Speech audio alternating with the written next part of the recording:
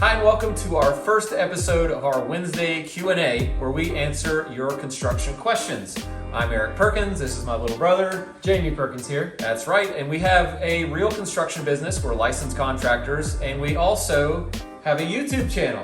It's a lot of fun, it's a good time. It is, you should check us out. But you are checking us out. Thanks for doing that. That was fast. So what we want to do is actually make a catalog or a library of construction questions and answers. Wait a minute, you lost me at the library. It's like where they used to keep books and you'd go read and find information. Right, Anyways, right. Hopefully we can make a library of videos where construction questions are answered and it would be searchable on YouTube. That's the idea. That would be good. So if you have a question about foundations or framing or siding or roofing or finish work, hopefully those will be searchable. That's right. So today we're going to start with a topic, and that would be siding. A lot of people have had questions about that because that's what we're doing on our project right now. So let's get going with our questions.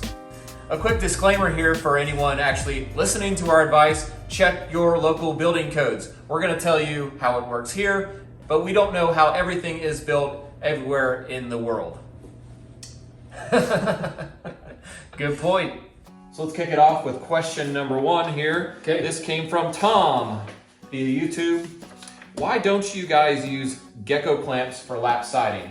And for anyone who doesn't know, that's a type of clamp that would help you space your siding and put it up without chalking lines on the wall like we do. Well, that is a great question. There are several reasons. Well, first of all, I have never actually used them before. I've not either. That is true, that I have never actually used them. So maybe there could be some benefit in it. But I will say why I don't use any device like that is because of the greatest risk of the potential cumulative error, which means if you put one board up slightly wrong and then you attach a jig to that board and you do the next and the next and the next, you could potentially be multiplying your error. Correct. It's kind of like getting a copy of a copy of a copy of a copy and so on. So what I like to do instead is just start from my very bottom piece and mark my layout up as high as I can reach, say 8 feet at a time, and that gives me a nice place to register to no matter what the board below did. Sometimes you have to make minute adjustments around a window, maybe above or below, and you don't want your following pieces to be based on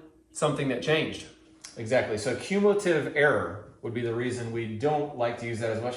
And even if you just measure one row at a time using a tape measure, your chance of a cumulative error being off, say 1/8 inch per time you measure, could stack up to an inch or two in a 20-foot high wall of siding. It could be major. It could be major. It's in green, but if it's for both of us, it's orange. And then if you do the orange and the green together, it's kind of a blend, it's brown. So anytime it's brown, we both look. Okay, Matt emailed us a question asking, I'm about to install some lap siding on my house, similar to the siding you guys are putting up on your current build. I know that each new row covers the nails on the row below, but how do you... It's called blind nailing. Yes, blind nailing. But how do you hide the nails at the top row of a wall or the very last piece in a gable end wall? Love the channel. Thanks for sharing the knowledge. All right, you want to take that? All right, thanks buddy for the question. And I think that's a great question. Yep, you know, all of the nails are covered except the top board. What do you do? So what we generally do is we face nail the top board with exposed fasteners, but we don't use the same large-headed gun nails. They're going to leave a large exposed head and sometimes an indention from the plunger on the nailer. What we do is we use galvanized 15 gauge finish nails, and then we caulk the holes. We sink them just a little, and those will practically disappear. And we put a bunch of them, like fire it on good. So yep, that's how we've always done it. There may be other ways. Yep, and I gotta say too, your standard 15 gauge galvanized nails are rated for exterior if they're galvanized, but 16 gauge nails typically are not. Even though they are electro galvanized on the box, it will actually say not for exterior use. That's a really good point, yeah. So some galvanized don't say for exterior use. So check your box of nails is where you'll find that info. Thanks for the question. Yep, good one. Third and final siding question for today's video comes from Michael via email. Hi, I was wondering what caulking you guys use for really cold temperatures. And this is just going to be an answer for any temperatures, I think, when you answer this question. Okay. Well, all right. So we use big stretch caulking And I have used lots of caulking. I'm not going to name all the brands. I've used lots of house brands and lots of other, I don't know, global brands probably. But Big Stretch has become my favorite. No matter what temperature we use it in, it seems to not crack over. That's the biggest problem we've had. That is shrinking and then cracking. Let's talk about the cold weather. Like, we're not caulking like below freezing. Right. That's one thing. We're slightly above freezing, and it just dries slower. I would beware of the painter's caulk that dries in 1 hour. Yeah. Paintable in 1 hour. I found that those kinds that advertise that type of drying time actually will crack worse than one that cures more slowly. Yeah. Another reason that we like the Big Stretch, and we are not sponsored by Big Stretch. Not sponsored. I'd like to be, actually, because I use so much of We it. use a lot of it.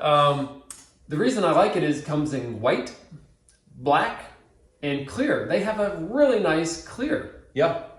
And we use clear around the windows, from the painted trim to the actual window frame, which is usually a different color. Yep. We don't try to paint in tight to the window frame. We just use clear on a small gap that we leave between the window and the trim. So I hope that helps your caulking question there.